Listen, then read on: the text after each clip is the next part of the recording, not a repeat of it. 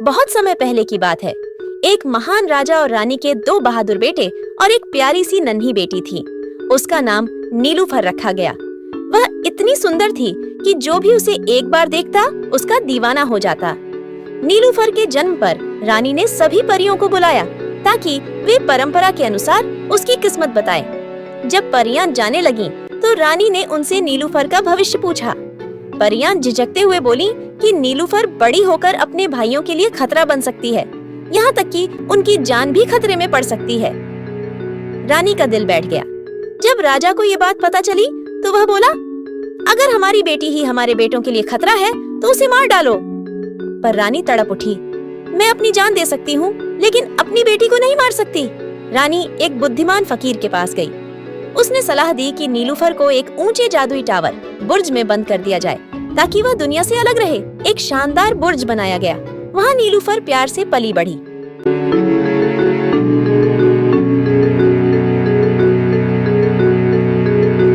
उसके दोनों भाई शहजादा आर्लिन बड़ा और शहजादा कैरो छोटा रोज उससे मिलने आते, हंसी मजाक करते और उसका दिल बहलाते। समय बीत गया। नीलूफर अब 16 साल की सुंदर युवती बन गई। भाइयों ने उसकी शादी की बात छेड़ी, लेकिन किस्मत को कुछ और मंजूर था। उसी दिन राजा और रानी का निधन हो गया। आर्लिन राजा बन गया। उसने सबसे पहले नीलूफर को बुर्ज से आजाद किया। वह उसे महल ले आया। नीलूफर ने पहली बार खुले बाग, फूलों और असली जिंदगी को देखा। वह बहुत खुश हुई।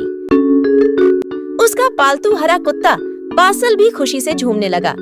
महल में घूमते समय नीलूफर की नजर एक खूबसूरत मोर पर पड़ी जो धूप में चमक रहा था। वह हैरानी से बोली, ये क्या है? राजा हंसकर बोला, ये मोर है। कुछ लोग इसे खाते भी हैं। नीलूफर की आंखों में आंसू आ गए। मैं तो शादी करूंगी तो सिर्फ मोरों के राजा से, कोई और मुझे नहीं चाहिए। सब चौंक गए, लेकिन नीलूफर अपनी जिद पर अड़ी रही। आखिरकार राजा और शहजादा कैरो ने उसकी एक खूबसूरत तस्वीर बनवाई और मोरों के राजा की तलाश में निकल पड़े। जाते समय बोले, हम जरूर लौटेंगे। तब तक तुम बासल को नचाओ, दिल बहलाओ और राज्य का ध्यान रखो। यात्रा शुरू हुई। वे हर जगह पूछते रहे, क्या किसी ने मोरों के राजा को देखा है? लेकिन कोई जवाब नहीं मिला। चलते चलते वे एक अजनबी भूमि काक चीफर्स पहुँचे, जहाँ गूंजते भंवर थे। वहाँ एक चमकता भंवरा मिला। राजा ने पूछा, क्या तुम मोरों के राजा को जानते हो? भंवरा बोला, हाँ, वह 30,000 कोस दूर है, लेकिन हम आपको पहचानते हैं। हर साल आपके बाग में आते हैं। तीनों ने दोस्ती की। भंवरों की जमीन देखी, जहाँ हर पत्ता सोने जितना कीमती था। फिर वे मोरों की रियासत की ओर चल पड़े। यहाँ हर पेड़ पर मोर बैठे गा रहे थे। लोग मोर के पंखों से बने कपड़े पहनते थे। थोड़ी ही देर में मोरों का राजा एक सुनहरी रथ में 12 मोरों द्वारा खींचे हुए सामने आया। राजा ने तस्वीर देखी और बोला, क्या यह सुंदरता सच में है? शहजादा बोला, यह हमारी बहन नीलूफर है। अगर आप चाहें तो हम रिश्ता लाए हैं। मोरों का राजा बोला, अगर वो तस्वीर जैसी सुंदर न निकली तो मैं तुम्हारे सिर कटवा दूंगा। एक खत नीलूफर को भेजा गया। जब उसे खबर मिली तो वह खुशी से नाचने लगी। 3 दिन तक जश्न हुआ। फिर वह अपने कुत्ते बासल, नौकरानी और उसकी बेटी के साथ राजा के पास रवाना हुई। सफर में सब खुश थे, लेकिन रात को नौकरानी ने मल्लाह नाविक को बहकाया, जब राजकुमारी सो जाए तो उसे समंदर में फेंक देना। मेरी बेटी उसकी जगह लेगी, तुम्हें हीरे मिलेंगे। मल्लाह डर गया। इतनी प्यारी राजकुमारी को मारना, ये तो बहुत बड़ा गुनाह है। लेकिन नौकरानी ने उसे मना लिया। राजकुमारी सो रही थी। उसका कुत्ता बासल भी उसके पैरों की तरफ सो रहा था। चुपचाप राजकुमारी को बिस्तर समेत समंदर में फेंक दिया गया। लेकिन नसीब को कुछ और मंजूर था। बिस्तर फीनिक्स के पंखों से बना था। वह पानी पर तैर गया। ठंडी हवा से नीलूफर जागी। बासल भौंकने लगा। मछलियां बिस्तर के पास आ गईं। नीलूफर बोली, आज की रात तो नाव बहुत डोल रही है। शुक्र है, रोज ऐसा नहीं होता। उधर नौकरानी और नाविक जो दूर निकल चुके थे, अब भी हंस रहे थे। उन्होंने सोचा कि अब तक तो वे दोनों पानी में डूबकर मर चुके होंगे और हम तो बस शाहताबूस के शहर पहुंचने ही वाले हैं। राजा ने दुल्हन के स्वागत के लिए एक अजीब सा जुलूस भेजा था। शेर, भालू, उकाब, बड़ा शिकारी पक्षी, मोर और सबसे खास 6 नीले बंदर जो करतब दिखाते थे। नौकरानी ने अपनी बदसूरत बेटी को राजकुमारी जैसे कपड़े पहना दिए, लेकिन उसकी बदसूरती और बदतमीजी छुपी नहीं रह सकी। जब वो जुलूस में उतरी तो सिपाही चौंक गए। खाना दो, वो चिल्लाई, वरना सबकी गर्दनें उड़ा दूंगी। लोग चुपचाप फुसफुसाने लगे, ये राजकुमारी है, ये तो बिल्कुल सहन करने लायक नहीं। रास्ते में जब मोर जो पेड़ों पर बैठे थे उसे देखा तो जोर से बोल पड़े, हाय कितनी बदसूरत है। वो गुस्से में चिल्लाई, इन बदतमीज परिंदों को मार डालो। लेकिन मोर हंसते हुए उड़ गए। नाविक धीरे से नौकरानी से बोला, लगता है गड़बड़ हो गई। तुम्हारी बेटी थोड़ी कम बदसूरत होती तो शायद बात बन जाती। चुप रहो बेवकूफ, नौकरानी ने गुस्से से कहा, सब कुछ बर्बाद कर दोगे। राजा को खबर मिली कि राजकुमारी आ रही है। वो बहुत खुश हुआ। उसे नीलोफर की तस्वीर याद थी। उसने सोचा शायद वो उससे भी ज्यादा खूबसूरत हो। लेकिन जैसे ही नौकरानी की बदसूरत बेटी सामने आई, राजा एकदम पीछे हट गया। ये मजाक है, ये धोखा, इसे जेल में डाल दो और जो लोग इसके साथ आए हैं उन्हें भी, और उन 2 कैदियों की गर्दन काट दो जिन्होंने मुझे धोखा दिया।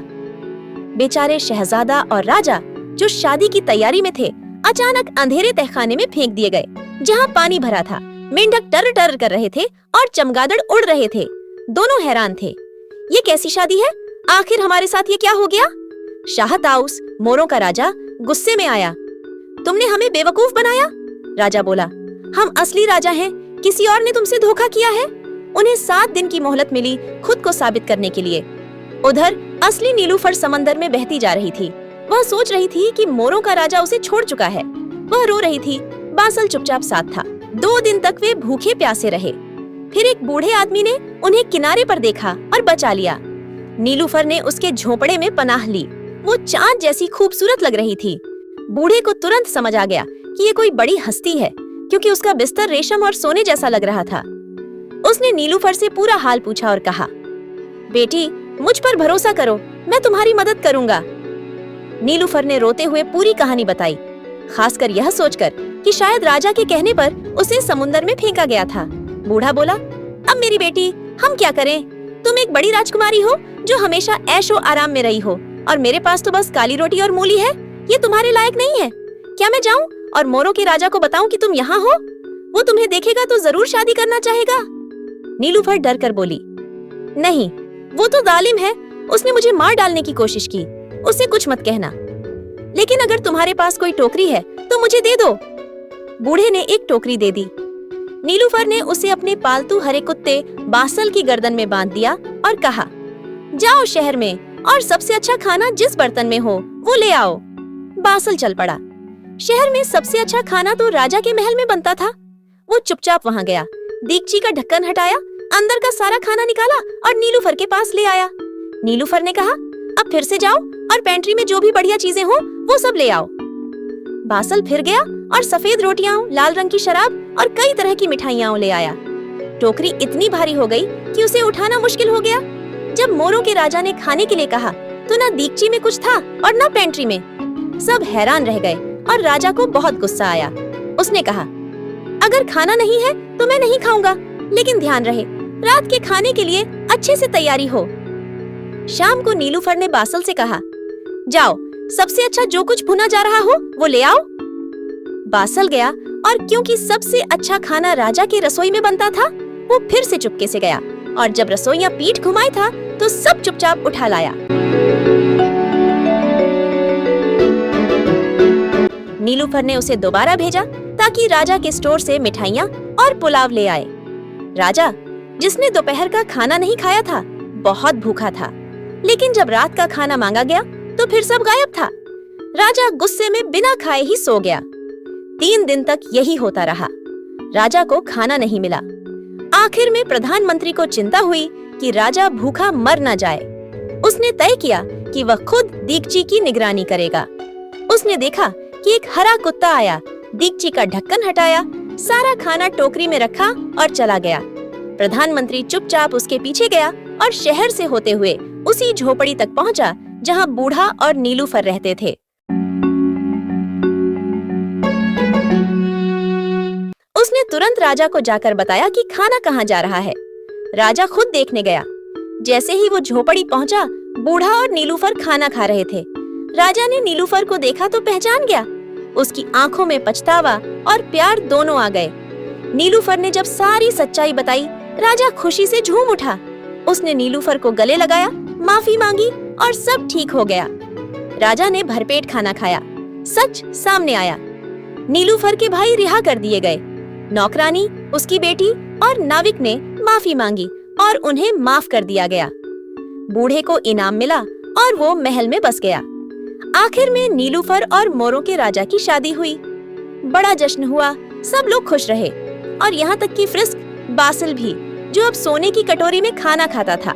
अगर आपको ये कहानी पसंद आई हो तो लाइक और सब्सक्राइब जरूर करें। ये आपकी मोहब्बत और हौसले की सबसे प्यारी निशानी होगी।